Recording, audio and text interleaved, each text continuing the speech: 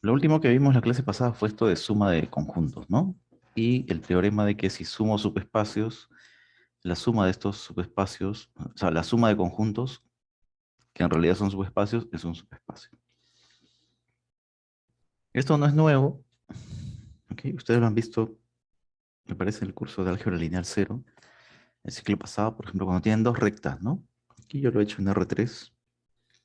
Estoy pensando en dos rectas, ¿no? Dos rectas. Aquí están las ecuaciones vectoriales. Lambda 1, lambda por el vector U está aquí. Alfa por el vector V, que está aquí. Estos conjuntos, ¿no? Lambda por U y alfa por V son dos rectas, ¿no? En el plano, en el espacio. La suma de conjuntos es simplemente tomar un elemento de U sub 1 y otro elemento de U sub 2, ¿no? Como conjunto. Y escribirlo simplemente como suma de elementos. Claro, entonces aquí lo que está variando es lambda y alfa, ¿no? Lambda y alfa son los elementos que están variando. Lambda y alfa. Entonces la suma de conjuntos de U1 más U sub 2 es un número real multiplicado por U más un número real multiplicado por V. Esa es simplemente la suma. Ahora, como además U sub 1 y U sub 2 son subespacios, entonces la suma es un subespacio. Y ustedes ya saben que eso es el plano, ¿no? El plano generado por los vectores U y V. Dos rectas que pasan por el origen, ¿no? Diferentes, generan un plano, ¿no? Dos vectores generan un plano, dos vectores no paralelos. Ya está. Entonces, U1 más U sub 2 es en realidad un plano que pasa por el origen. ¿Ok? Aquí lo que he hecho es una pequeña demostración de por qué, básicamente es una demostración de este teorema, ¿no? Si U1 hasta U sub m son subespacios, entonces la suma es el menor subespacio de V que contiene a los, a los subespacios U sub 1 hasta U sub m. En este ejemplo se puede ver bien, ¿no? O sea, tú tienes estas dos rectas y solamente hay un plano que las contiene, ¿no? Un plano que las contiene. Así. Solamente es un plano que contiene esas dos rectas. Ese plano que se obtiene es, en realidad, la suma, ¿no? De esos dos subconjuntos. A ver, vamos a ver. Eso sabemos que es un subconjunto de V, ¿no? Del espacio vectorial. Debemos probar ahora que U sub 1 más U sub 2 hasta U sub m es un subespacio. Entonces, primero deberíamos probar, o demostrar, ¿no? No probar, demostrar que cero pertenece a esta suma, a este conjunto. Ojo, es solamente un conjunto. No tiene estructura de espacio vectorial todavía. Entonces vamos a probar que el cero pertenece. Bueno, como U sub 1 hasta U sub m son subespacios, entonces el origen, ¿no? El cero de V, este cero que aparece aquí, este vector cero es el cero de V. Como estos son subespacios, entonces el cero debe pertenecer a cada uno de ellos, ¿no? Cero pertenece a U sub i para todo i. Entonces el cero se puede escribir como 0 más 0 m veces. Y como este cero pertenece a U sub 1, este cero pertenece a U sub 2, este cero pertenece a U sub m, y así.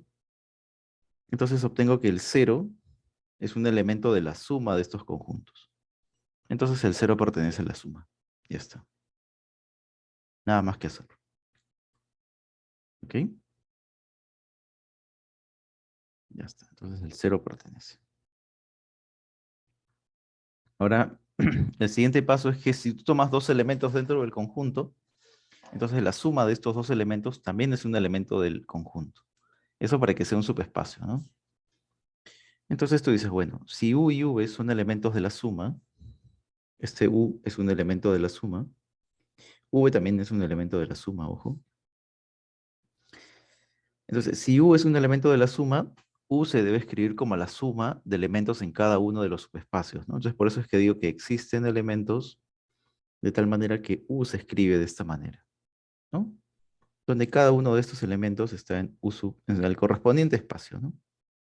Este está en U sub 1, este está en U sub 2 y este está en U sub m. ¿Ok? Eso es lo que digo aquí. Con V sucede lo mismo, ¿no? V se escribe como la suma de elementos, ¿no? Cada uno de ellos en el respectivo subespacio.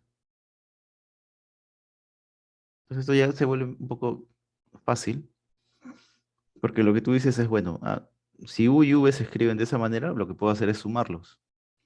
Los sumo y luego agrupo a los vectores que pertenecen al mismo subespacio, ¿no? Por ejemplo, este U sub 1 pertenece a U1 y V1 también pertenece a U1. Entonces los agrupo. Los agrupo, lo mismo hago con U sub 2 y V sub 2, y así continúo agrupando U sub m con V sub m. Entonces lo que tengo aquí es que U más V, ¿no? U más V, se puede escribir como la suma de un elemento que está en U sub 1 más la suma de otro elemento que está en U sub 2 más la suma de un elemento que está en el U sub m. ¿Eso qué quiere decir? Que esta suma se encuentra en la suma de los subespacios. ¿Ok? Se encuentra en la suma de los subespacios. Ya está. Entonces lo que hemos probado es esto. Si U y V están en la suma de subespacios, la suma de estos vectores también lo está. Ahora vamos a probar que si lambda es un escalar, entonces, si tomas un vector cualquiera de la suma, entonces lambda por ese vector U debe pertenecer a la suma.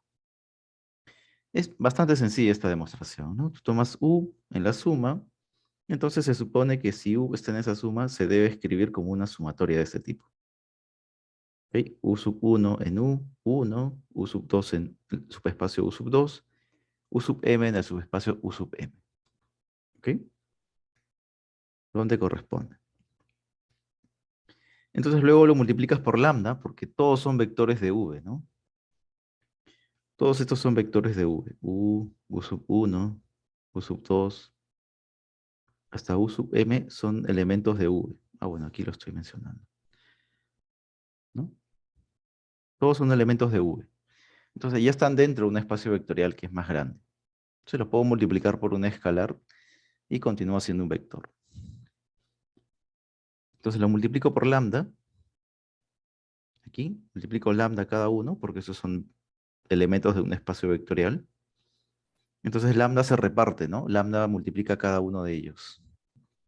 Entonces me queda lambda por U sub 1, lambda por U sub 2, lambda por U sub m. Y aquí tienes que, como cada elemento de la sumatoria, cada factor de la sumatoria, cada sumando, está en U sub 1 y U sub 1, por ejemplo, es un subespacio, todo este elemento también pertenece al subespacio. U sub 2 está dentro de este subespacio, entonces lambda por U sub 2 también pertenece a este subespacio. Y así para cada sumando. ¿Ok? Entonces lo que tengo es que lambda por U es la suma de elementos, es la suma de vectores, cada uno de ellos, cada sumando en el respectivo subespacio U sub 1, U sub 2 hasta U sub m. ¿No? Eso es. Entonces con esto ya probé que la suma es un subespacio, ¿no? Eso es lo que acabo de probar, que la suma es un subespacio. La suma de subespacios es un subespacio. De manera trivial, ¿no? Bueno, no tan trivial, no hemos tenido que escribir bastante. ¿Ok? Ahora, lo que podemos ver con un ejemplo es lo siguiente. Aquí lo que yo tengo son tres subespacios, ¿no? Tres rectas. Aquí está una recta que pasa por el origen, generada por este vector. Aquí tengo otra recta, generada por este vector.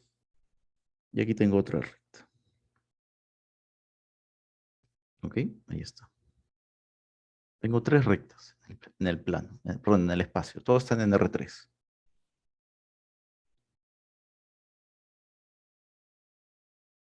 ¿Ok? Entonces, ¿qué sucede con esto? Estos tres espacios yo los puedo sumar. Son subespacios, entonces la suma debe ser un subespacio. ¿Ok? ¿Cuál creen que es la suma de estos tres subespacios? ¿Cuál sería la suma? A ver, ¿qué se les ocurre? ¿Cuál sería la suma de esos tres subespacios? ¿Qué observan ustedes que tienen en común? Ujú.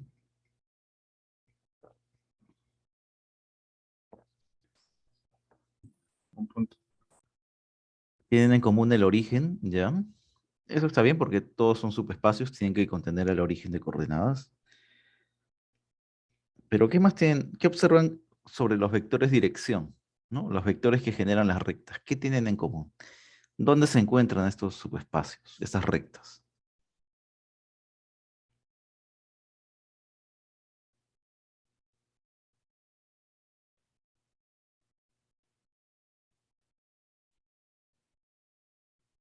A ver, ¿qué tienen en común?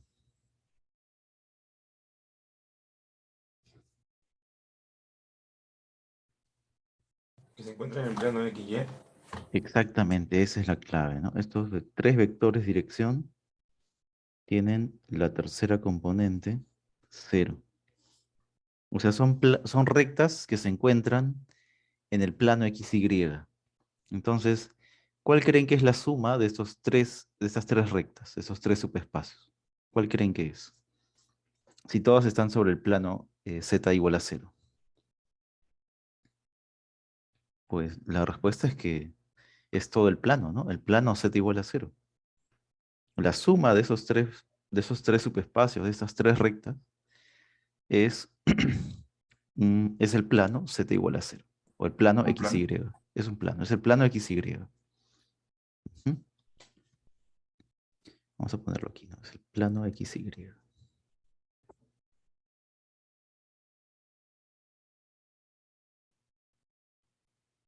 Entonces, la suma de estas tres rectas o estos tres subespacios es el plano XY. Eso quiere decir que, pues estoy afirmando que este elemento es un elemento de esta suma, ¿no? Este elemento pertenece a este plano. Este elemento pertenece a la suma. Entonces debo poder encontrar que este punto, ¿no? 1, 1, 0 se escribe como suma de tres vectores. ¿Se puede escribir como suma de tres vectores? Sí. Aquí yo les he escrito varias formas bueno, dos escrituras. 1, 1, 0 se puede escribir como menos un tercio de menos 1, 1, 0, más 2 tercios de 1, 2, más 0 por 2, 1, 0. ¿Ok? Este elemento está en L1, este elemento está en L2 y este elemento está en L3. ¿De acuerdo? Ahí está. Vamos a pintarlo de otro color. Este elemento está aquí, este elemento está aquí y este elemento está aquí. ¿Sí? Pero hay otra forma también de escribirlo.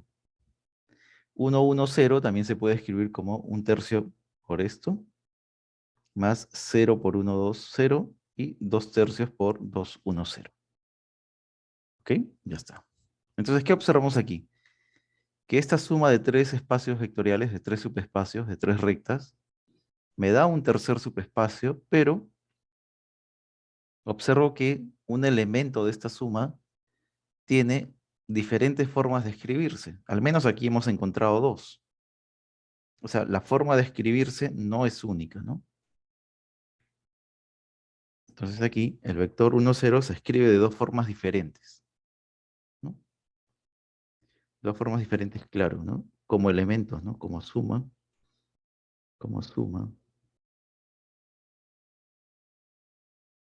de elementos. De L1 más L2 más L3. ¿Ok? Como suma de esos tres elementos, de esos tres subespacios, tiene dos formas, al menos dos formas diferentes, ¿no? Tal vez tiene más formas de escribirse. Entonces veamos qué necesito para que esta forma de escribirse sea única, por ejemplo, ¿no? ¿Qué debe suceder? ¿Ok? Por ejemplo, si ustedes están en el plano XY, cualquier punto del plano solo necesita dos vectores, ¿no?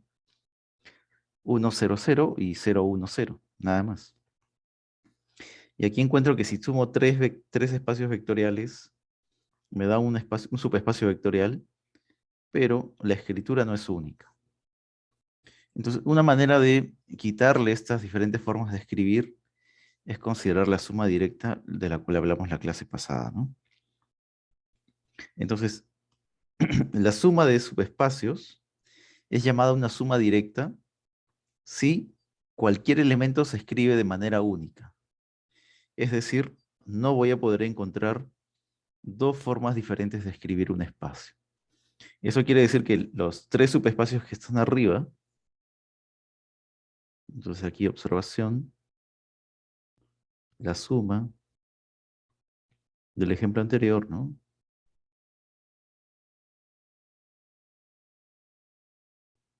El ejemplo anterior no es una suma directa.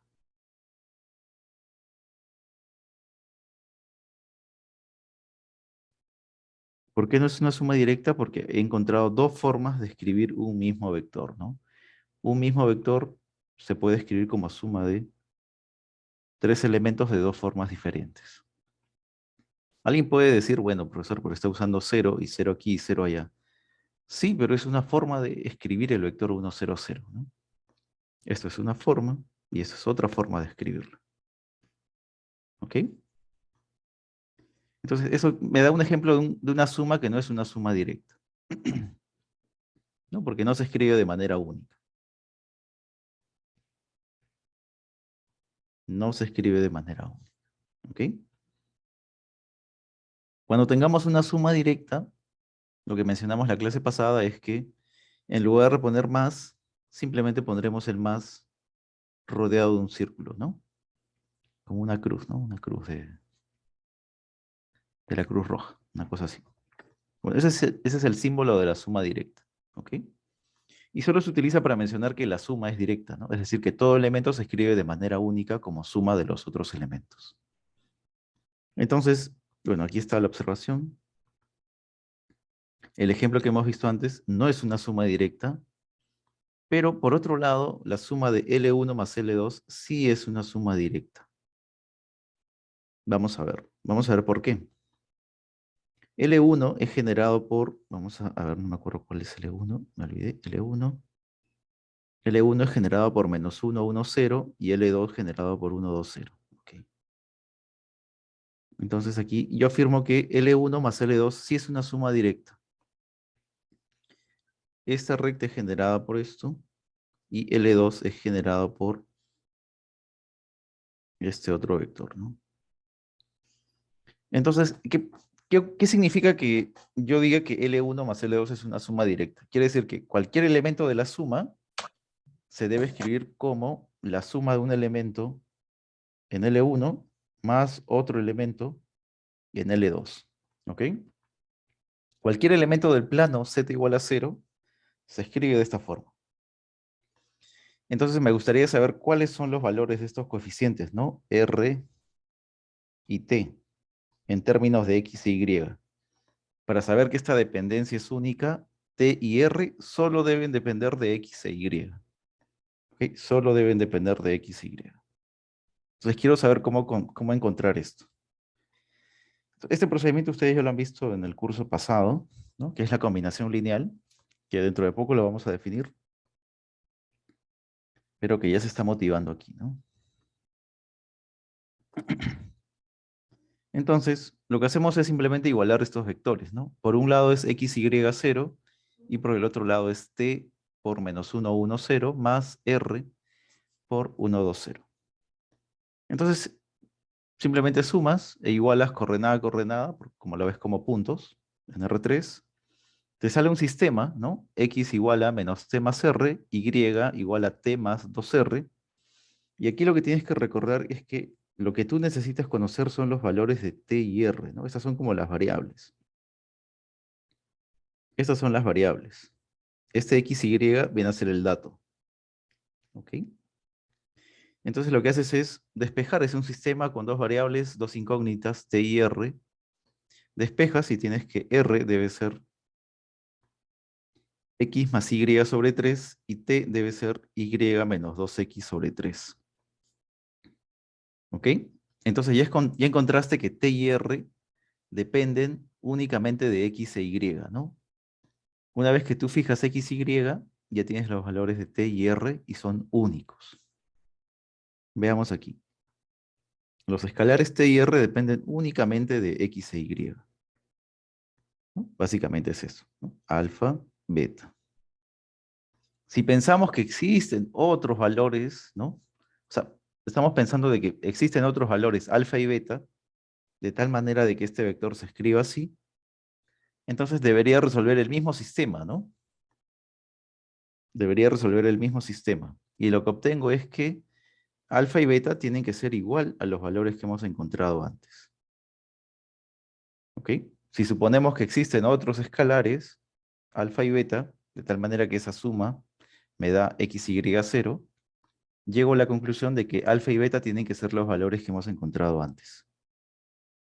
Eso es lo que he obtenido aquí, ¿no? Porque se plantea un mismo sistema de ecuaciones y las soluciones son las mismas.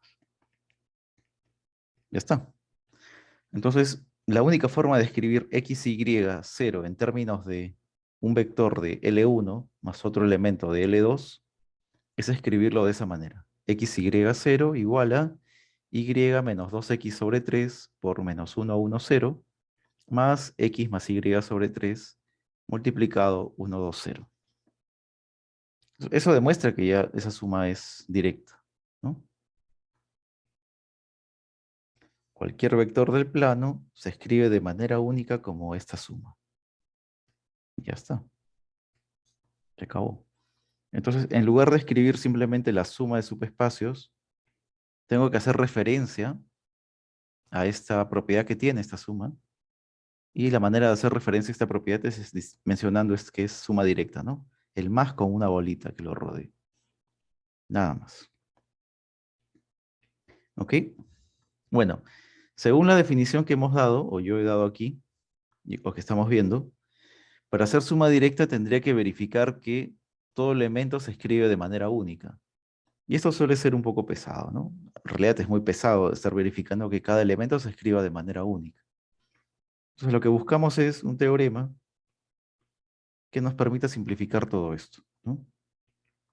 Entonces el teorema me dice lo siguiente, ¿no? Las condiciones para una suma directa. Me dice que para que la suma de subespacios sea una suma directa, lo que necesito es que únicamente el cero se escriba de manera única como la suma de 0, 0, 0, 0, 0, 0. Esa es la condición. ¿Ok? El vector 0 se debe escribir como una suma de elementos en cada subespacio y estos elementos deberían ser 0, 0, 0, 0, 0. Es decir, como que la única solución es la solución trivial. Entonces vamos a utilizar este teorema para demostrar que L1 y L2 son efectivamente, perdón, L1 y L3 ahora eh, forman una suma directa, ¿no? Su suma es directa. Entonces L1, aquí creo que es L1 y L2, ¿no? A ver, déjame ver. Sí, L1 y L3, está bien, está bien. L1 y L3. Entonces L1 es esta recta, L3 es esta otra recta. Quiero usar este teorema para verificar que su suma es una suma directa. Entonces, lo que yo debo plantear es, lo primero que debo plantear es esto, ¿no? El 0, 0, 0, que es el vector nulo, se debe escribir como la suma de un elemento que pertenece a esta recta, más la suma de otro elemento que pertenece a esta otra recta. ¿Ok? Hasta ahí estamos bien. Ahora, lo que yo debo demostrar para que la suma sea directa es que tanto esto como este otro vector sean ambos el vector nulo. Entonces, lo que tengo que hacer ahora es encontrar los valores de t y s, ¿no? Si yo demuestro que t es 0 y s también vale 0, entonces todo este vector sería 0 y todo este vector también sería 0. ¿Ok? Vamos a demostrar que t y s son efectivamente 0. Entonces, hallar los valores de s y t es equivalente a resolver el siguiente sistema. Bueno, que proviene de igualar coordenada con coordenada o componente con componente. Entonces resulta este sistema, que es homogéneo. Resuelves ese sistema homogéneo y resulta que s y t valen 0. Entonces lo que estoy demostrando es que el 0, 0, 0 se escribe como 0 por menos 1, 1, 0, más 0 por 2, 1, 0. Pero este vector que está aquí, 0 por esto es exactamente 0, 0, 0, trivialmente, ¿no? Y 0 por este otro vector es exactamente 0, 0, 0, 0.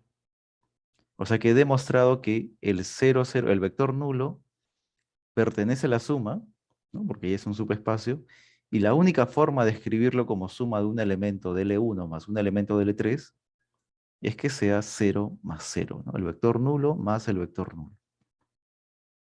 Eso demostraría que la suma es una suma directa. ¿Ok? Otra forma de verificar, pero ya no de una gran cantidad de subespacios, sino simplemente dos subespacios. Para yo verificar que dos subespacios están en suma directa, o que la suma de estos dos subespacios es una suma directa, es simplemente verificar que la intersección de ellos es el vector nulo, tal como dice aquí el teorema. Entonces vamos a hacerlo para los dos subespacios que tenemos antes, ¿no? L2 y L3. Ahora L2 y L3. A ver aquí. Entonces L2 es generado por el vector 1, 2, 0. L3 es generado por 2, 1, 0. Yo quiero probar que la suma de L2 más L3 es una suma directa. ¿Ok? L2 más L3 ya sé que es el plano Z igual a 0, o el plano XY. Ahora quiero demostrar que esta suma es directa. Entonces vamos a tomar un elemento U que pertenece a la intersección. ¿Cuál es el propósito? El propósito es demostrar que este U es exactamente 0. ¿Ok? Es demostrar que U vale 0. Entonces, como U pertenece tanto a L2 como a L3, lo que voy a tener es esto, ¿no? Como U pertenece a L2, U debería ser R sub 0 multiplicado por 1, 2, 0. Como pertenece a L3, debe ser S0 multiplicado por 2, 1, 0. Ya está, ¿no? Eso es porque pertenece a la recta L2 y lo de verde porque pertenece a la recta L3. Entonces, esas dos escrituras deben ser iguales, ¿no? Ok, esto de aquí. Esto debe ser igual. Pero eso es, eso es que dos puntos en R3 sean iguales. Entonces tú igualas coordenada a coordenada, ¿no? Por ejemplo, R0 debe ser igual a 2 veces S sub 0. 2 veces R sub 0 debe ser igual a S sub 0. Entonces resuelves el sistema, ¿no? No hay nada que hacer aquí, simplemente resolver. Reemplazas y R sub 0 te sale 2 veces, 2 veces R sub 0, ¿no? Reemplazando esto aquí. Lo reemplazas y obtienes esto. Bueno, R sub 0 igual a 4 veces R sub 0, pasas R sub 0 a restar, te queda que 3 veces R sub 0 vale 0, por lo tanto R sub 0 vale 0. Si R sub 0 vale 0, S sub 0 vale 0. ¿Qué cosa he demostrado aquí? Lo que he demostrado es que la intersección, ¿no? El único elemento que pertenece a la intersección, esto debe ser 0, y esto también debe ser 0.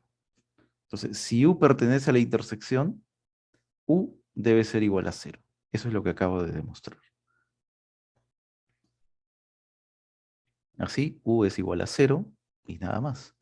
Entonces ya utilizando el teorema que está aquí, si tengo dos subespacios, de tal manera que su intersección es el 0, es el vector nulo, entonces la suma de estos subespacios es suma directa.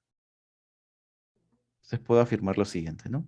La suma de L2 más L3 es en realidad una suma directa. ¿De acuerdo? ¿Alguna consulta hasta aquí? ¿Está todo bien? ¿Sí? ¿Todo fácil? Bueno, aquí una pregunta para ustedes. Yo ya tengo la respuesta, pero esta pregunta me dice, ¿no?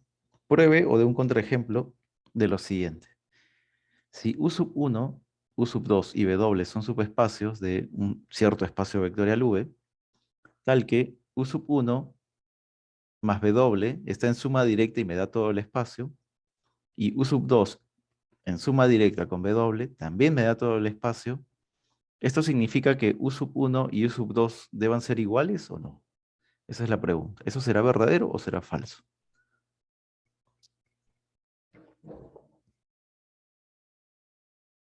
¿Qué dicen? Esto es como con matrices, ¿no? Si A por B es igual a, si A por B es igual a C por B, eso significa que A y C son iguales, es decir, se pueden cancelar matrices del mismo lado. ¿Cuál es la respuesta?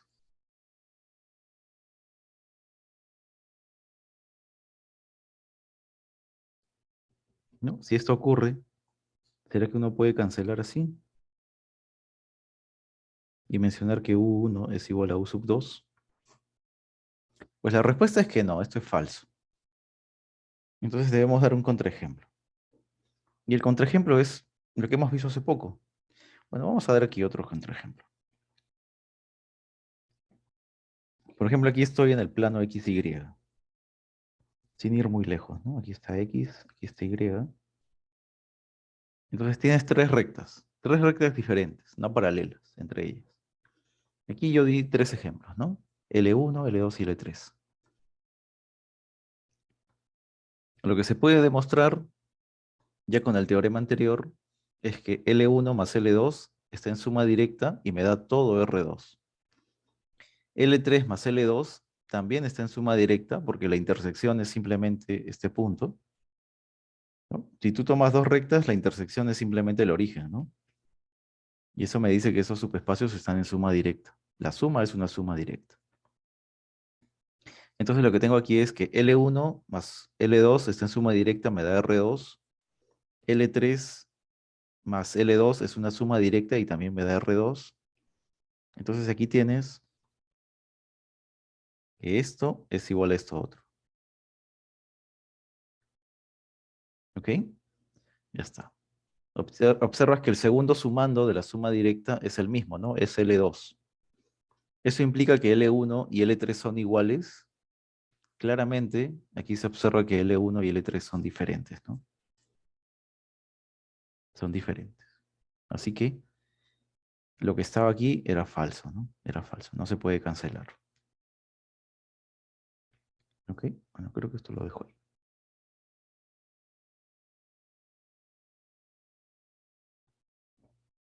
Ujú. ¿Alguna pregunta hasta aquí? ¿Todo bien? ¿Está claro? ¿No está claro? ¿Ustedes tienen otros ejemplos para esta misma pregunta?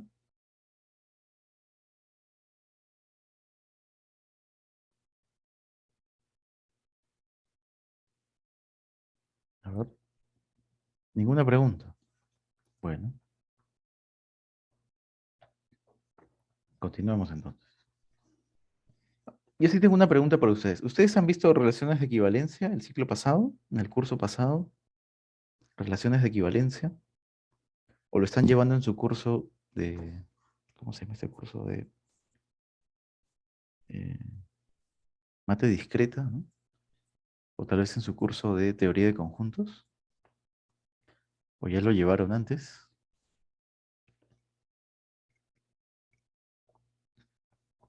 A ver, el delegado, ya que nadie quiere responder. ¿Dónde está el delegado? Martín. ¿Han visto teoría de relaciones de equivalencia antes?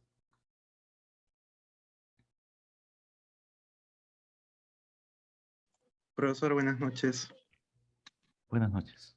Sí, yo recuerdo que en CEPRE vimos Ujú. un poquito de las tres condiciones necesarias, ¿no? Reflexión, simetría y transitividad, creo. Pero en los Claro, cursos creo que no lo hemos visto no lo han todavía. visto todavía. Yo, por ejemplo, mate discreta llevo recién el siguiente ciclo. Ah, ok, ok. Ya, entonces vamos a hacer un poco de relaciones de equivalencia. Pero qué bueno que lo hayan visto en el CEPRE. Está bien. Ahora vamos a ver. Ya. Entonces, para hablar de relaciones de equivalencia, ¿no? Primero necesitamos un conjunto diferente del vacío. Primero, para comenzar, diferente del vacío. ¿Ok? Entonces vamos a establecer una propiedad. Por ejemplo, tú tienes un conjunto X y lo divides en subconjuntos, pero no subconjuntos cualesquiera, ¿no? Subconjuntos que no se intersecten cuando tú elijas dos de ellos, ¿no? Tienes una cantidad de subconjuntos de X, los seleccionas y dices, bueno, los coges y dices, no se intersectan, ¿no? Cualquier dos subconjuntos que tomes no se intersectan. Eso es una propiedad, por ejemplo, ¿no? Entonces, ¿cuál sería la propiedad de la que estoy haciendo mención? ¿Cómo puedo relacionar dos elementos si lo que hago es a X dividirlo en subconjuntos que no se intersecten cada vez que yo elija dos? Entonces puedo establecer una propiedad. Esta propiedad sería pertenecer al mismo subconjunto de X, ¿no? Aquí yo he graficado 5 subconjuntos. Entonces mi propiedad va a ser X e Y tienen la misma propiedad, ¿no? O sea, pertenecen al mismo conjunto X. Creo que me estoy mareando. Voy a decir, X está relacionado con Y si X e Y pertenecen al mismo conjunto. ¿Está bien? X está relacionado con Y si X e Y pertenecen al mismo conjunto. Entonces, tal como está aquí en mi gráfica, aquí creo que escribí mal, aquí debería ser N. Lo que yo tengo es lo siguiente, ¿no? Aquí este X y este Y están relacionados porque pertenecen al conjunto de verde, ¿no? De color verde.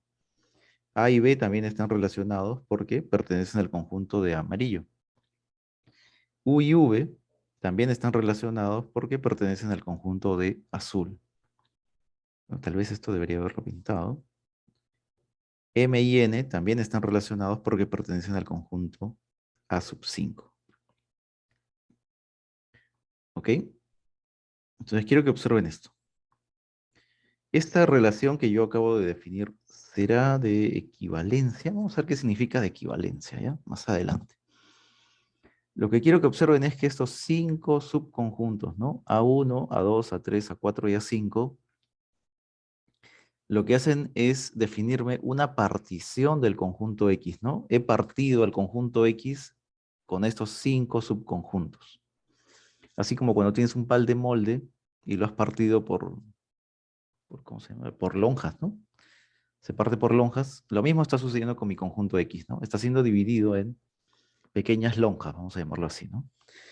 Que aquí tienen el nombre de A sub 1, A sub 2, A sub 3, A sub 4 y A sub 5. Esta es una partición, ¿no? Esta es una partición. Entonces estoy observando que esta partición me permite definir una relación de elementos. ¿Cuál es la relación de elementos? Pertenecer a la misma lonja, por ejemplo. ¿Ok?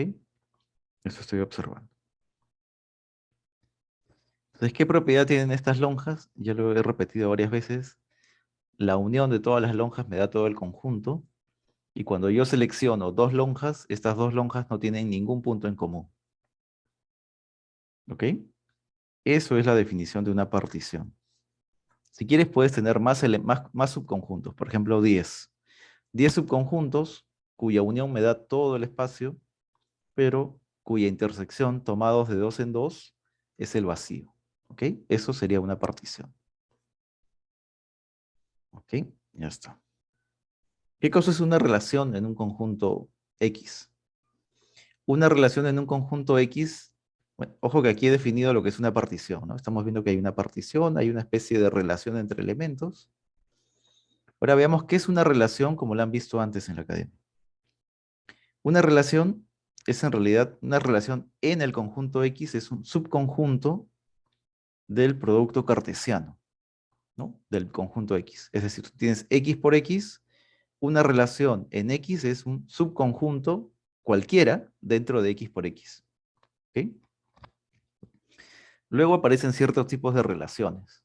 Hay algunas relaciones que se llaman relaciones de orden, relaciones de equivalencia, y algunas relaciones se convierten en lo que ustedes han conocido en la academia, que son las funciones. ¿Ok? Eso es una relación. Entonces, nosotros en este curso estamos interesados en las relaciones de equivalencia. ¿Ok? Y como mencionó su compañero, para hacer una relación de equivalencia, no es suficiente con ser un subconjunto de X por X, sino que necesita tres condiciones, ¿no? ¿Ok? Entonces vamos a decir aquí hay alguna nomenclatura que suele aparecer en los libros. ¿no? Diremos que X y Y en el conjunto X están relacionados si solamente si el par XY, y el par XY pertenece al subconjunto R. Está por aquí, ¿no? Esto significa, si X y Y está dentro del conjunto R, significa que X e Y están relacionados. Están relacionados. Lo vamos a poner por aquí.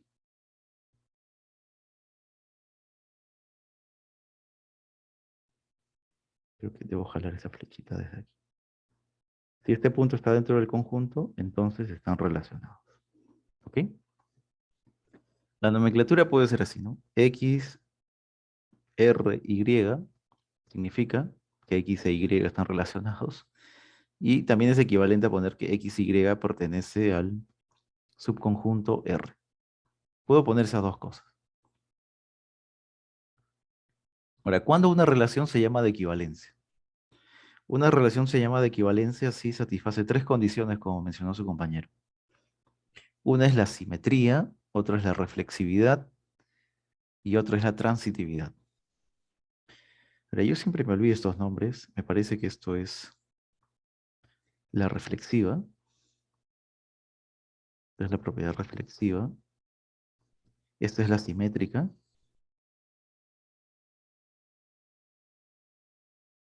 Y esto es la transitiva.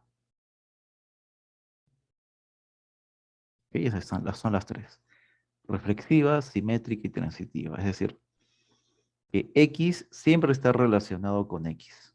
Eso significa la reflexiva. ¿Eso qué significa si quiero ver a R como un subconjunto? Eso significa, por ejemplo, que la diagonal del producto cartesiano X con X debe estar contenida en mi subconjunto llamado relación, ¿no? X, X, la diagonal, debe estar contenida en la relación. Luego, la simétrica me dice que si X está relacionado con Y, entonces Y está relacionado con X. Eso me dice, bueno, simétrica. ¿De dónde viene esto de simétrica? No viene de que cambia de posición, ¿no? Viene del hecho de que si está este punto X, Y, entonces su simétrico con respecto a la diagonal Y, X también pertenece al conjunto, ¿no? Ahí está la simetría. ¿Qué más? La transitiva, esto sí no tiene mucha interpretación geométrica. Bueno, podríamos darle una interpretación geométrica, pero me dice que si X está relacionado con Y, Y está relacionado con Z, entonces X está relacionado con Z, ¿no? Eso es la propiedad transitiva. ¿Ok? Está relacionado es como que están conectados, ¿no? Puedes pensarlo de esa manera. X está relacionado con Y, entonces tiene alguna conexión. Entonces, si X está relacionado con Y y está conectado con Z, entonces puedo generar una conexión de X con Z. Eso es lo que me dice. ¿Ok? Eso es lo que me dice. Entonces, para hacer una relación de equivalencia se debe verificar estas tres condiciones. Parece difícil, ¿no? Parece un poco abstracto todo esto. Pero ustedes ya lo han visto cuando han estudiado, por ejemplo, los residuos, ¿no? Estudiar un número módulo 3, por ejemplo, divide a todo el conjunto de los enteros en tres subconjuntos completamente diferentes, ¿no? Aquellos que son múltiplos de 3, múltiplos de 3 más 1, múltiplos de 3 más 2. Esos son ejemplos de relaciones de equivalencia. Entonces, si R es una relación de equivalencia, por lo general se emplea la notación esta, como una culebrita, que en realidad me parece que se llama vírgula, ¿no? Es el nombre de esto, este símbolo, vírgula, ¿no? Relación de equivalencia para nosotros. Y lo que sucede cuando tienes una relación de equivalencia es la siguiente. Que tú tomas un elemento, ¿no? X. Todos los elementos que están relacionados con él, tú los agrupas en un conjunto. Ese conjunto que tiene a todos los elementos relacionados con X se le llama clase de equivalencia de X. ¿Ok? La clase de equivalencia de X es el conjunto de todos los puntos que están relacionados con X. Están conectados, ¿no? De alguna manera. Tienen una propiedad en común con X. Entonces la pregunta es, ¿qué relación tienen las particiones de las cuales hablamos antes con las relaciones de equivalencia? Pues la relación que tienen es que Si tú tienes una relación de equivalencia, ¿no? R, o, o esta cosita que está aquí, en X, esta relación de equivalencia genera una partición. ¿Cuál es esta partición? ¿Cuál es la partición de X? La partición de X me la dan las clases de equivalencia. Por ejemplo, ¿no? Para verlo de manera más gráfica, si tienes X igual a Z y defines tu relación de equivalencia como A relacionado con B, si solamente si A menos B es múltiplo de 3, como tarea tú puedes verificar de que eso es una relación de equivalencia, ¿ok? Y entonces cualquier número entero es múltiplo de 3 más 1, múltiplo de 3 más 2. Entonces lo que me está generando es una partición del conjunto Z, ¿no? Cualquier número o es múltiplo de 3, o es múltiplo de 3 más 1, o es múltiplo de 3 más 2. Hay tres clases de equivalencia, como puedes ver aquí. La clase de equivalencia del 0, la clase de equivalencia del 1 y la clase de equivalencia del 2. Estas clases de equivalencia están asociadas a una partición. Cada uno de ellos está asociado a una partición, ¿no? A un subconjunto. Entonces aquí puedes ver la partición, ¿ok? O las clases de equivalencia. Y aquí debajo puedes ver que las clases de equivalencia están siendo estudiadas como si fueran un solo punto, ¿no?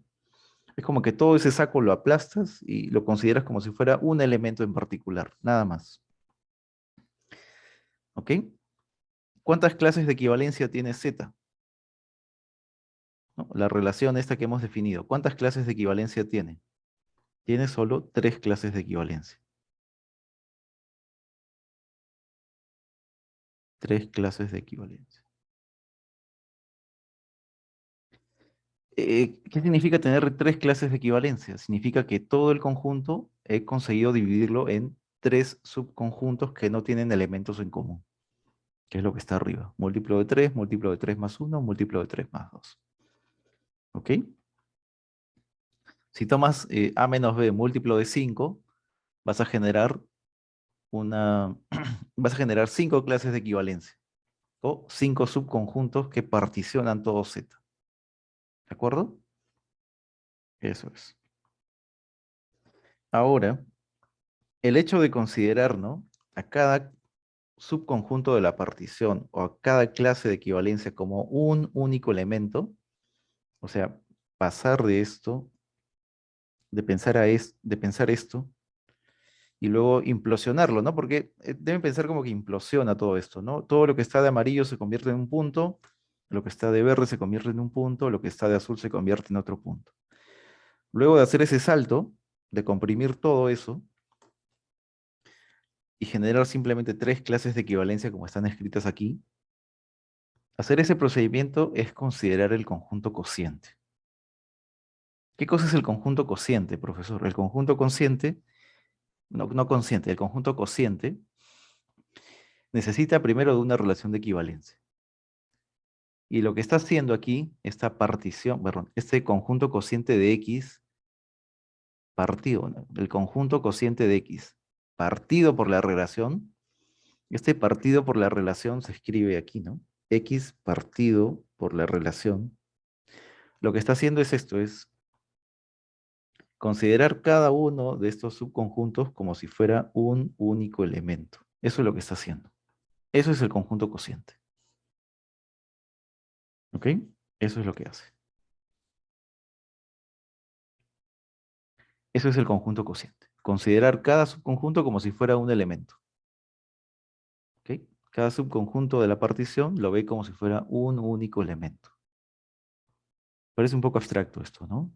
Considerar un conjunto es como los países, ¿no? Tienes tú, digamos, el territorio global, ¿no? Tienes el mapa mundi, ves los continentes. Pensar en continentes es particionar, ¿no?, toda la superficie terrestre en 5 bloques, digamos, ¿no? 5 continentes, 5 bloques. Pensar en la superficie terrestre por países es otra partición, ¿no? Ya no ves un solo bloque, sino ves bloquecitos, ¿no? Cada bloque es un país. Eso es hacer un conjunto cociente, ¿no? Discriminar. Eh, digamos, claro, discriminar es una buena palabra en este sentido, o olvidarse de las... Bueno, no. No, sigamos, si no voy a encontrar varias cosas parecidas con este tema. Ok, entonces aquí lo que tienes es el conjunto cociente, que es ver cada subconjunto de la partición como un elemento. ¿Ok? Eso es el conjunto cociente, es el conjunto de clases de equivalencia. ¿Ok? ¿Para qué lo necesito? Lo voy a necesitar más adelante. Vamos a definir una relación de equivalencia sobre un espacio vectorial y vamos a considerar un conjunto cociente sobre un espacio vectorial. Entonces lo que vamos a hacer más adelante es esto. ¿Ok? Aquí antes de continuar, y vamos a ir al descanso aquí. La pregunta es, ¿no? Ya que hemos visto que se puede cocientar, ¿no? O sea, simplemente encontrar una partición. Mi idea es, tengo un espacio vectorial, mi idea es definir una relación de equivalencia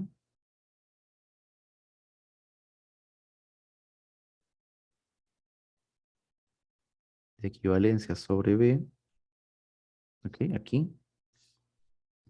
Y una vez que establezco una relación de equivalencia, voy a partir, ¿no? El espacio por esta relación de equivalencia. O sea, voy a tener clases de equivalencia, clases de vectores. ¿Ok? Y mi pregunta va a ser la siguiente. Este es ya el primer paso en un curso de estructuras, ¿no? Y esto ya es matemática de verdad, digamos. Si este espacio, que es un conjunto, tiene una estructura de espacio vectorial, ¿no? Y tú encuentras una relación de equivalencia sobre este espacio, observa que este conjunto cociente no necesita para nada de esta estructura de espacio vectorial, ¿no? No le hemos definido para espacios vectoriales, sino para conjuntos cualesquiera. La pregunta es, si este conjunto B es un espacio vectorial, ¿será que este nuevo conjunto que está aquí también tiene estructura de espacio vectorial?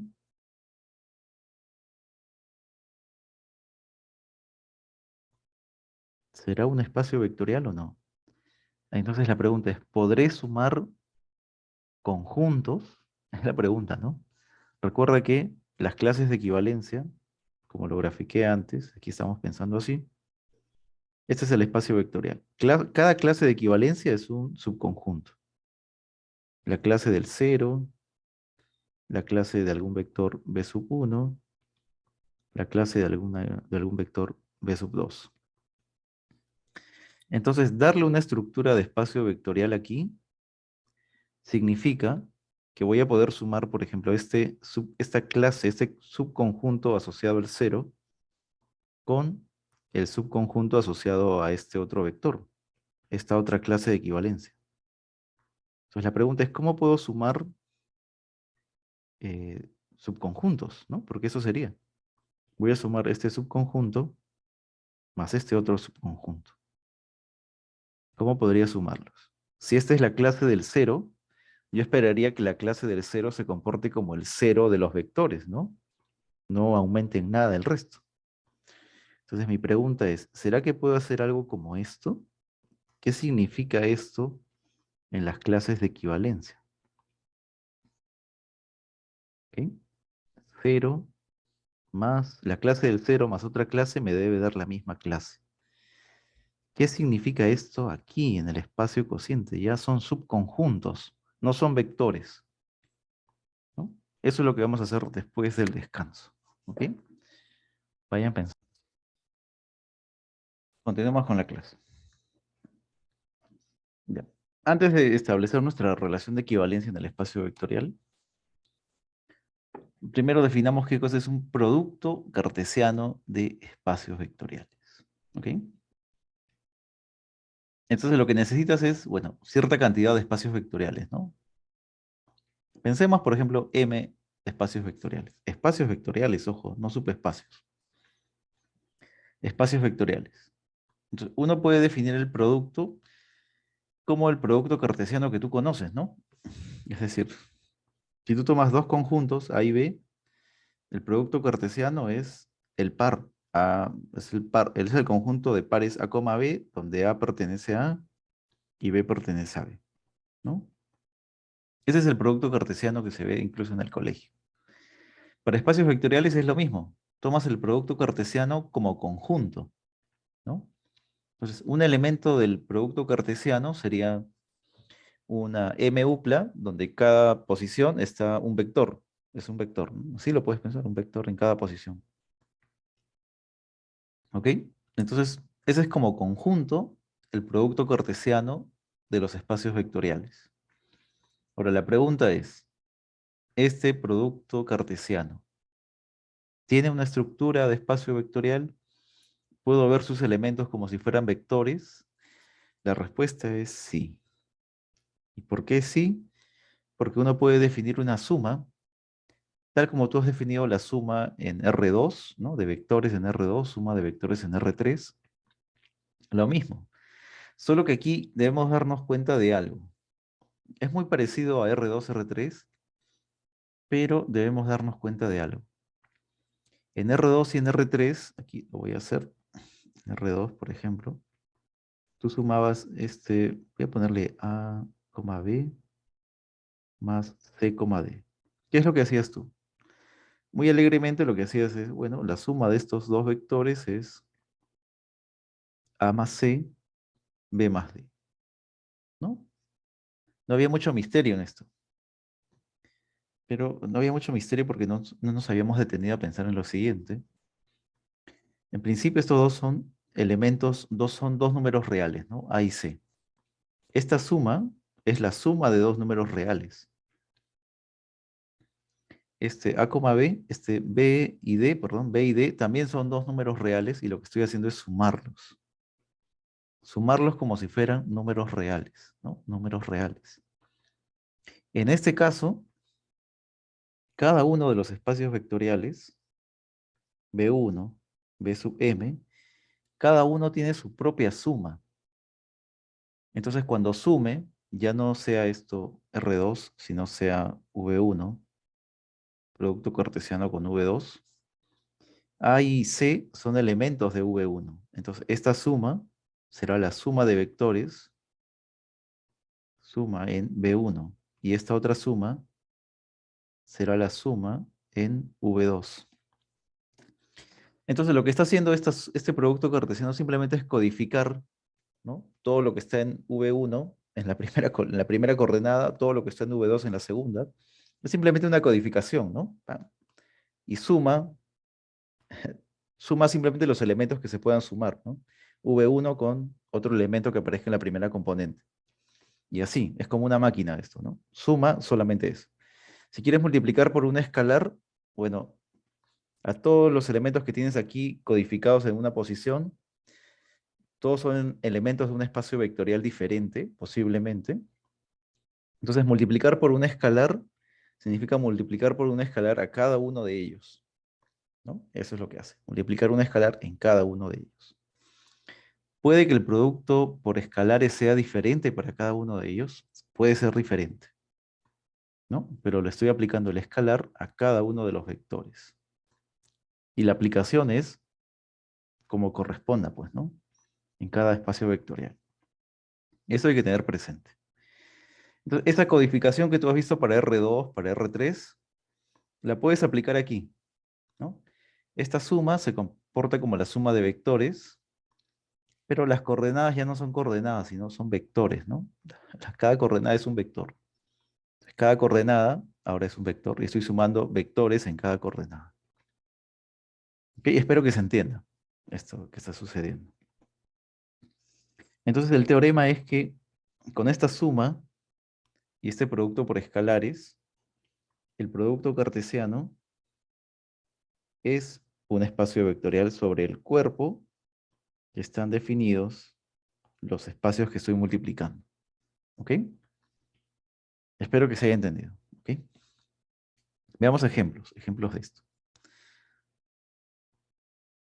Un ejemplo sencillo podría ser este, ¿no?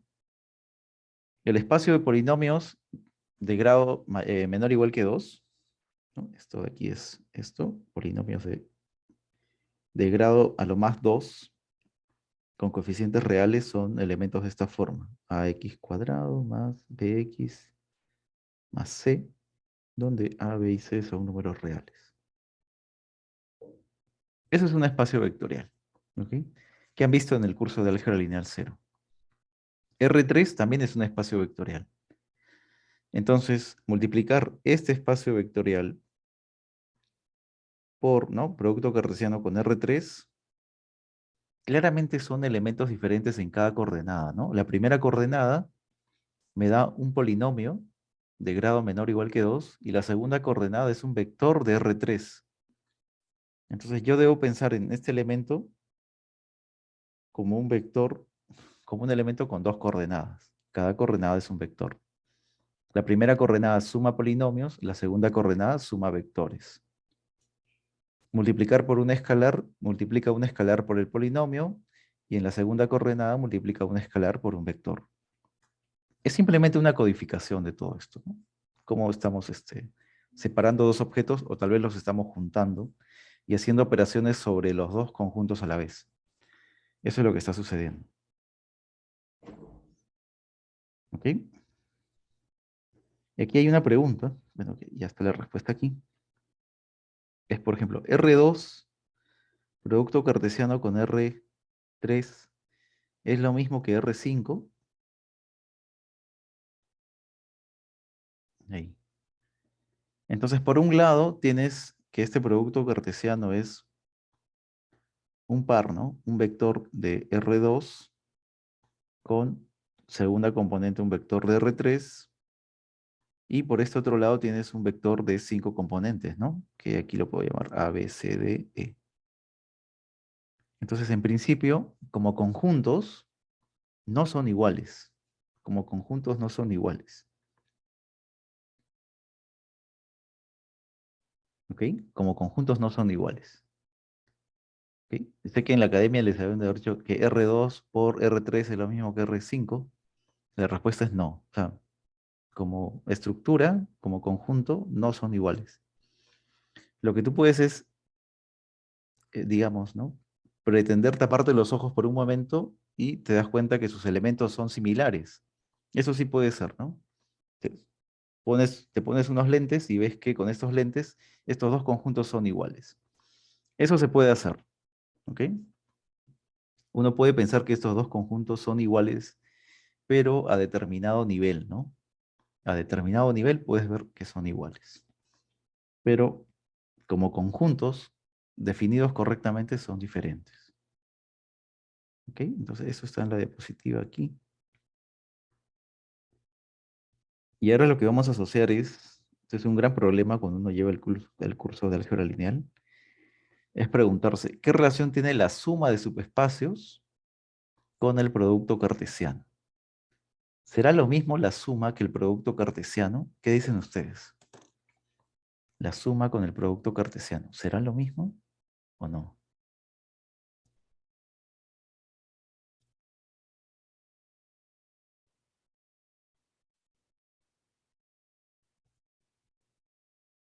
A ver qué respuesta tienen.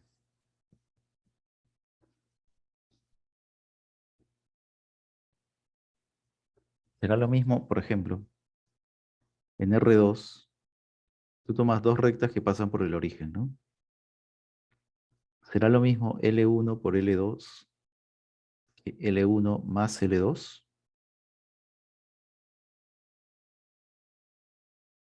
¿Qué dice? Dos rectas en L2.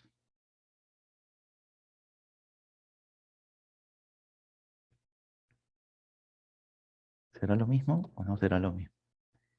¿Cuándo podría pensar que son lo mismo? Es una pregunta. ¿Ok? Bueno, la respuesta es que no son lo mismo. El producto cartesiano y la suma no son lo mismo. Codifican cosas diferentes. ¿Ok? De hecho, pensando en la definición, ya son completamente diferentes, ¿no? Por ejemplo, cuando uno define la suma, está pensando que las cosas que estoy sumando están dentro de un conjunto más grande, ¿no? Por ejemplo, las rectas se encuentran dentro de un espacio más grande que es R2, donde se pueden sumar. Se pueden sumar en un espacio más grande, en R2. En cambio, cuando definimos el producto, cada uno de ellos tiene su ambiente, ¿no? Cada uno de ellos tiene su ambiente.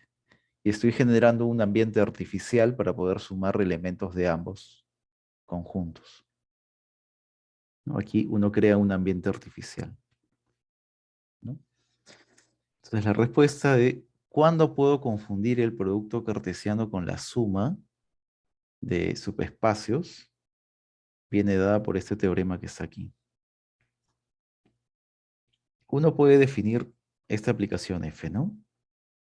F, que va de U1 por, ¿no?, producto cartesiano de U sub 1 hasta U sub M hacia la suma. ¿Cómo defino esta aplicación?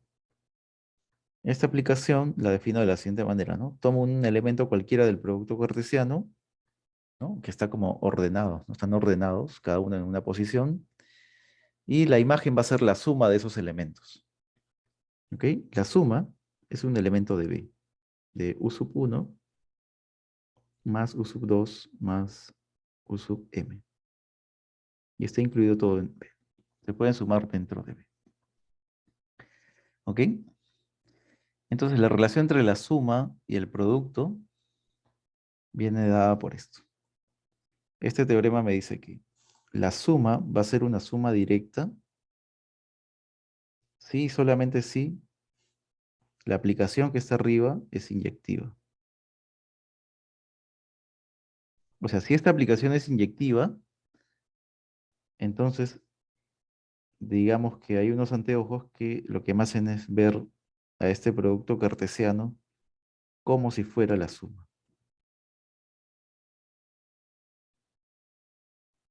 No digo que sean iguales, lo que digo es que si la aplicación es biyectiva,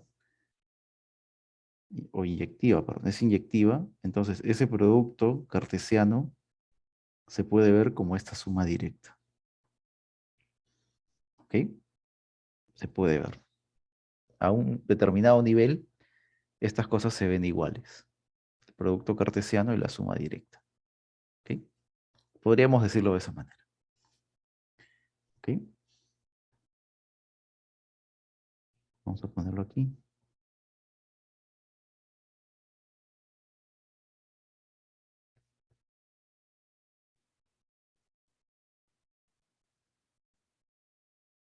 Entonces, dos puntos, aquí lo vamos a poner entre comillas, ¿no? Esto es igual a esto otro, entre comillas, ¿no? No es que sean iguales, sino que entre comillas son iguales. ¿Ok? Aquí están los ejemplos. Aquí tengo un ejemplo más de tres rectas en R3, ¿no? Tres subespacios en R3, tres rectas. El producto cartesiano es diferente a la suma, en este caso. Eso significa que la suma no es directa, ¿no? Si el producto cartesiano es diferente, no... De hecho son diferentes, ¿no? De hecho son diferentes, sí. El producto cartesiano que está por este lado es un vector de la recta L1, un vector de la recta L2, un vector de la recta L3, y por el otro lado es simplemente el plano z igual a 0, ¿no? Entonces ya observas que son cosas diferentes. Esto necesita tres coordenadas, y cada coordenada es un vector, y esto es un plano. El plano z igual a 0 es el conjunto de puntos x, y, 0, ¿no?, donde x y son números reales. Así que observa que aquí u y v y w son elementos de subespacios, mientras que aquí x y son números reales. O sea que como conjunto son completamente diferentes, ¿ok? Completamente diferentes.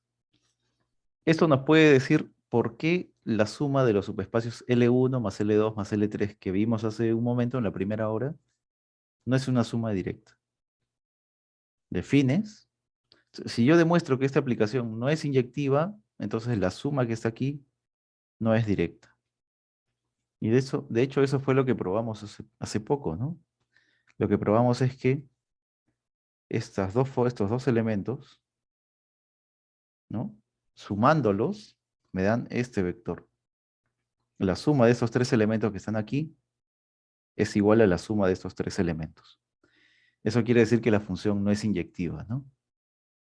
Que el vector 1, 1, 0 no se escribe como la suma de únicos valores en cada uno de los subespacios. Eso es básicamente que esta aplicación no es inyectiva. ¿Ok? Tiene diferentes. ¿Salen diferentes? No, diferentes maneras, digo. Claro, sí, claro. Entonces, 1, 1, 0 se escribe de diferentes maneras, exactamente. Ujú. Entonces, la aplicación gamma no es inyectiva por esa razón, por lo tanto, la suma no es directa. ¿Ok? No es directa. Bueno, ese fue el teorema que vimos. Y ahora sí vamos a ver el cociente de espacios vectoriales. ¿Ok? ¿Necesitaba el producto? ¿Necesitaba el producto? Creo que no. Pero bueno, creo que pude haber saltado ese tema. A ver. Entonces aquí quiero que piensen, vamos a pensar todo esto como si fueran rectas, ¿ya? Tomas un espacio vectorial V y tomas un subespacio de este. ¿Ok? Entonces vamos a pensar esto por aquí. De hecho, esto me parece que se ve también en la academia.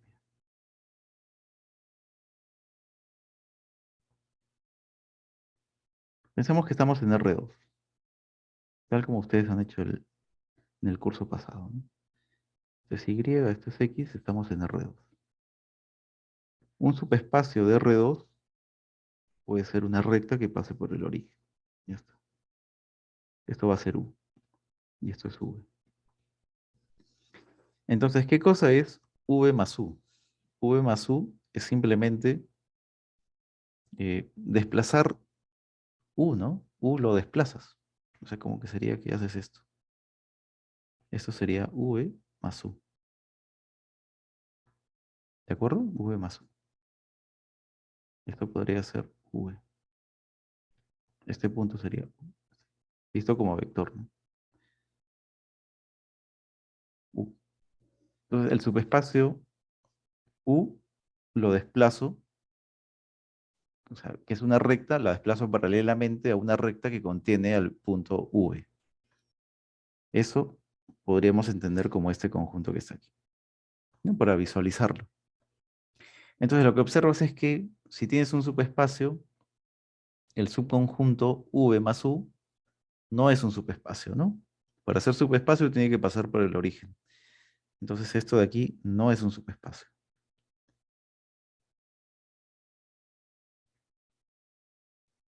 ¿Ok? Eso me permite observar que eso tampoco es un subespacio.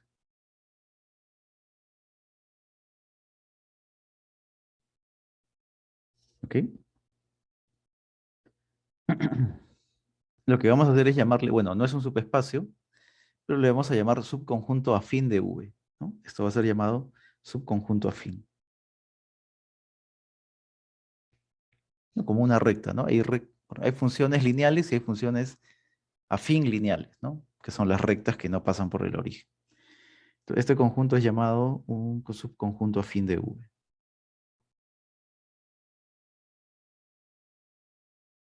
Subconjunto afín de V. No es un espacio vectorial, pero es paralelo a un espacio vectorial. Piénsalo de esa manera. No es un espacio vectorial, pero es paralelo a un subespacio vectorial. ¿Ok? Eso es lo que dice la siguiente definición. Si U es, chispas, si V es un vector y U es un subespacio, entonces diremos que el conjunto afín U más V es paralelo a U, ¿no? Tal como sucede en R2 con las rectas, ¿no? Lo mismo. Esa idea es la que tienes que tener aquí para... O sea, la idea abstracta la tengo que concretar con este ejemplo en R2. Eso es lo que está sucediendo. ¿Ok?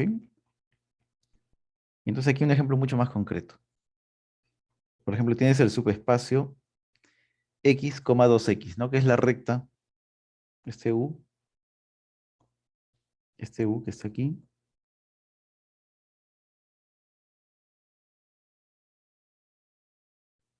este U que está aquí, es la recta Vamos a ponerla directamente así, ¿no? X por el vector 1,2. Con X en los reales. Es esa recta. Es esa recta que está aquí. Entonces, si tú fijas un vector V por aquí, lo que haces es trasladar el subespacio vectorial, lo trasladas a la recta U y la mueves hasta que concuerde, ¿no? De esta manera. Esto es, vamos a pintarlo aquí de azul. Esto es el subespacio U. Y V más U sería esto que está aquí, ¿no? Trasladarlo de manera paralela. ¿Ok? ¿Cómo sería cualquier elemento de V más U del conjunto, del subconjunto afín?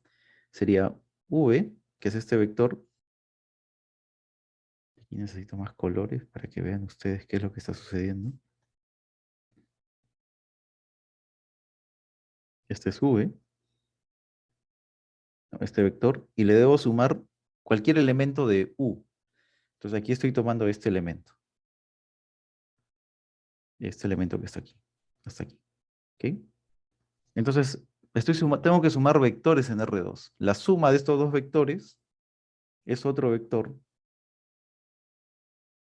que lo que hace es esto, ¿no? La propiedad del paralelogramo es esto, ¿no? La suma de estos dos vectores tiene la punta de la flecha justamente en esta recta. Es por eso que se obtiene una recta paralela a U. ¿Ok? Cualquier otro vector que tú tomes por aquí, digamos así, su suma va a caer exactamente por aquí, sobre la recta. ¿Ok? Eso es lo que sucede. Por eso se dice que es un conjunto paralelo, ¿no? Es por eso. Ok, bueno, tal vez esto lo dejo aquí. Ya está. ¿Ok? Ahora, observa lo que voy a hacer, ¿ah? Voy a generar una partición de todo el espacio con estos conjuntos afines. ¿Recuerdas que una partición es tomar subconjuntos que no se intersectan, 2 a 2, no se intersectan? Eso es lo que voy a hacer aquí. Tú tomas un subespacio de R2, y aquí yo lo estoy denotando, voy a ponerlo aquí de azul. Este sería el subespacio.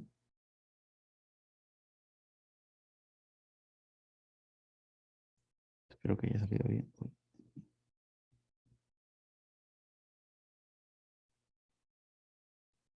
Bueno, se nota, ¿no? Que es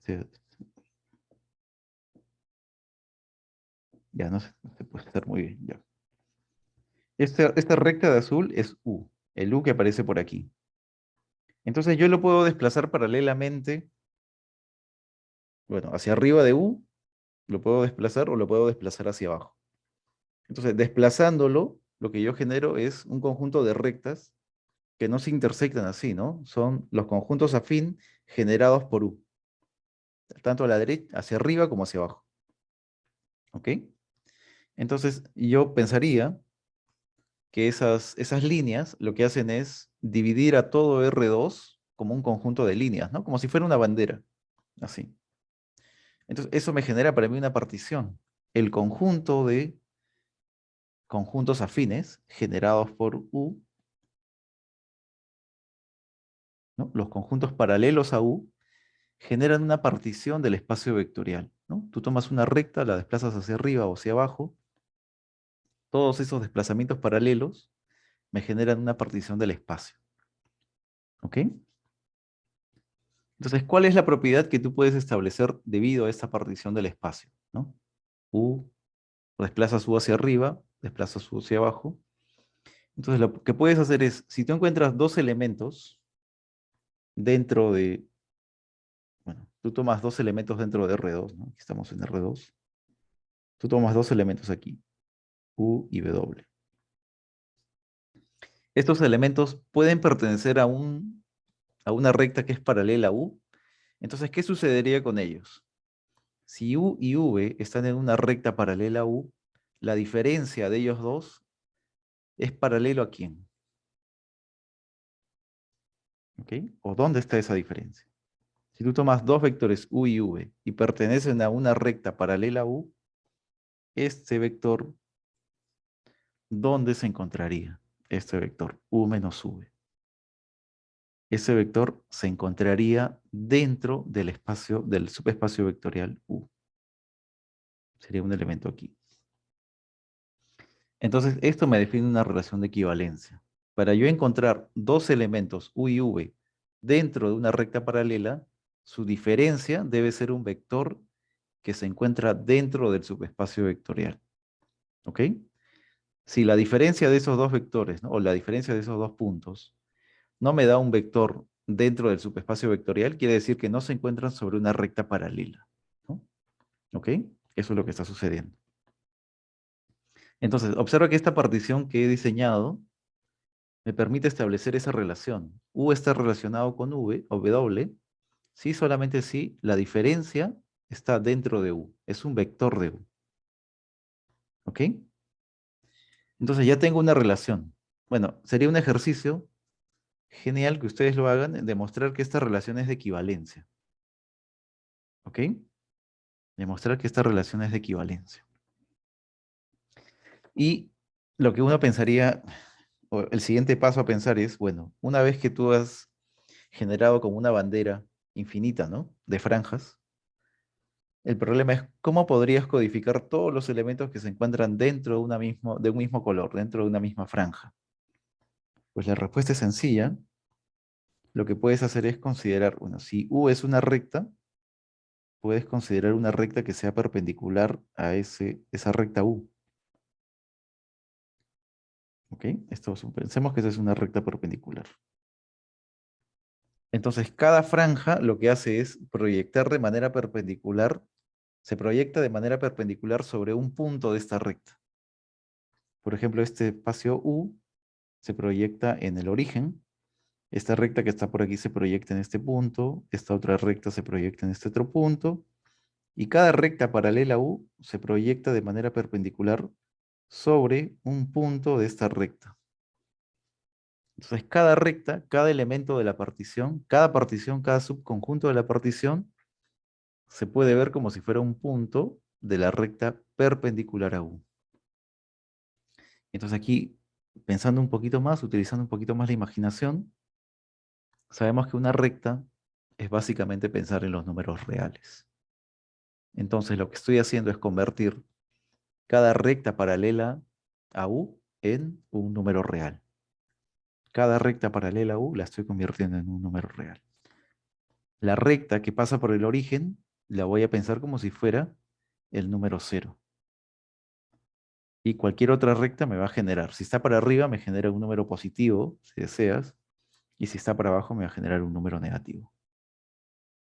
Entonces, ¿cuál sería el cociente del espacio R2 bajo esta relación de equivalencia?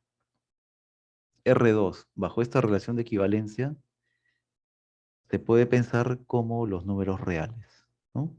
Cada recta paralela a U me genera un número real. Cada recta está codificada por un número real, de esa manera. ¿Ok? Esa es una forma de pensar las relaciones de equivalencia. ¿Ok? Espero que se haya comprendido o los haya motivado a tratar de hacer este ejercicio por su cuenta. Tomen una recta, horizontal también si desean, ¿eh? Horizontal o vertical, y vean cómo se genera una relación de equivalencia aquí. ¿Ok? Aquí lo que van a encontrar en las anotaciones es esto ya de manera más abstracta, ¿no? Ya no sobre R2 ni una recta, sino sobre un espacio vectorial cualquiera y un subespacio dentro de este espacio. Esa misma cosa que hemos hecho lo podemos hacer de manera general. Tomas un espacio vectorial, un subespacio sobre él, dentro de él, y defines esta relación de equivalencia. Ojo, aquí U ya no tiene por qué ser una recta, ¿no? Puede ser un plano, si estoy en R3. Y entonces aquí, la demostración de que esto es de equivalencia es un ejercicio muy sencillo que ustedes pueden realizar. Y de hecho yo lo he visto aquí, ya lo he escrito, así que ustedes lo pueden verificar cuando vean las anotaciones, ¿no? Que es reflexiva, simétrica y transitiva.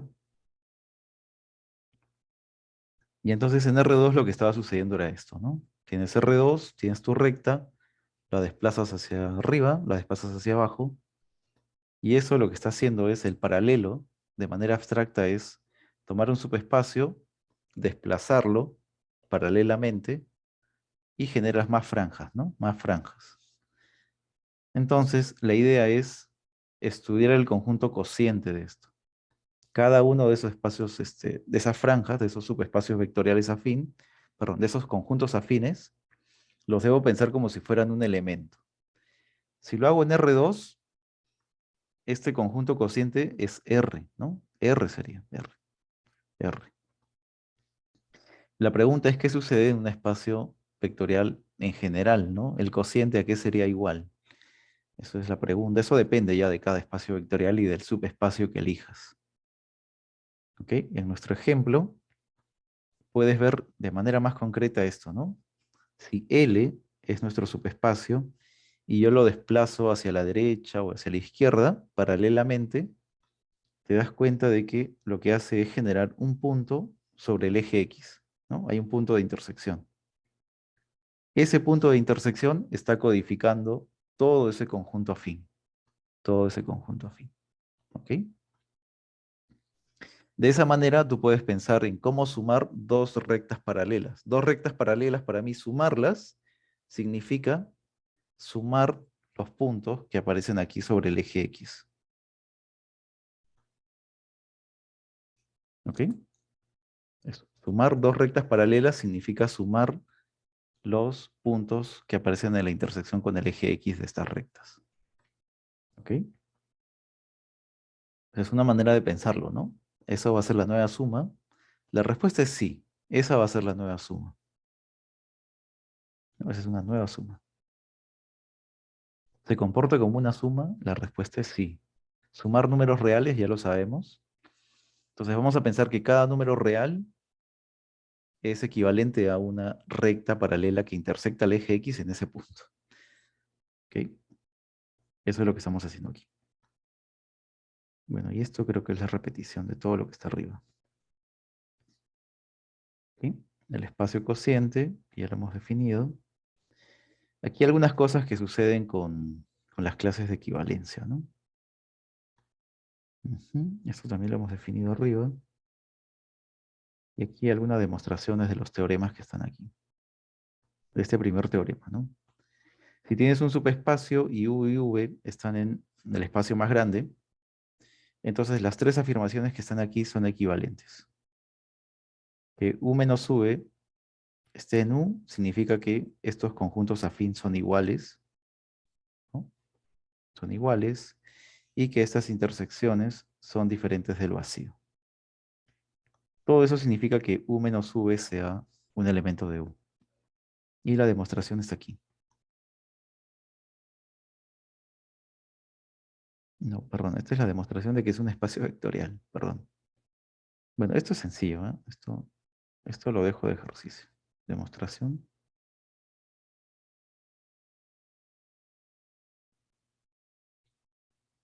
Ejercicio. Pero no un ejercicio de manera abstracta, sino un ejercicio considerando que B es R2 y U es, por ejemplo, el eje Y. Intenten demostrar ese teorema para V igual a R2 y U el eje Y, ¿no? Que es una recta perpendicular al eje X. Bueno, aquí estamos definiendo la suma ya de manera abstracta, ¿no? Esto sería un conjunto afín más otro conjunto afín, un conjunto paralelo a U más otro conjunto paralelo a U. Lo único que necesito es de qué forma lo vuelvo paralelo, U más V, y lo sumo. Nada más. ¿Ok? Multiplicar por un escalar a este conjunto afín, a esta recta, es multiplicar lambda a este elemento.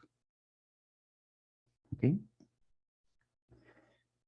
Lo impresionante es que esta suma y este producto por un escalar convierten al conjunto cociente en un espacio vectorial. Y la demostración de que esto es un espacio vectorial es la que aparece aquí. Aquí está toda la demostración. El cero, ¿no? Multiplicación por un escalar y todo eso. Y creo que aquí nos vamos a quedar. Lo de combinación lineal lo vamos a ver la siguiente clase. ¿Ok?